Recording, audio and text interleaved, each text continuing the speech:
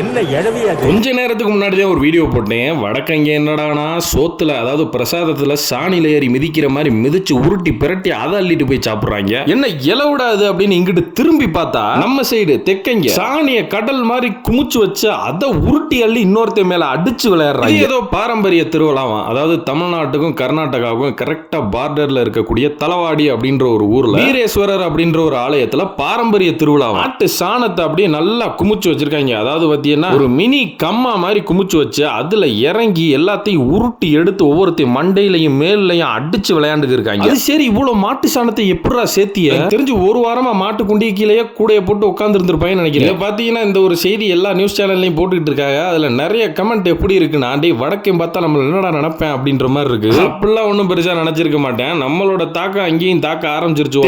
நம்மளோட வாடப்பட்டு நம்மள மாதிரியே எவால்வ் ஆகிக்கிட்டு இருக்கேன். ஒரு சின்ன குறை என்னன்னா, அந்த மாட்டு சாணத்தை லைட்டா நாக்குல நக்கி இருந்தாங்கன்னா நம்மள மாதிரியே ஆயிருப்பாங்கன்னு நினைச்சிருப்பாங்க. வேற ஒன்றும் நினைச்சிருக்க மாட்டாங்க. பச்சை ஒண்ணு இருந்தது, அது என்னன்னு கையில எடுத்து பார்த்தா ஒரே பிசு பிசுன்னு இருந்தது. நாக்குல நக்கி பார்த்தா ஒரே புளிப்பு. என்னன்னு அது? எருமை மாட்டு சாணி.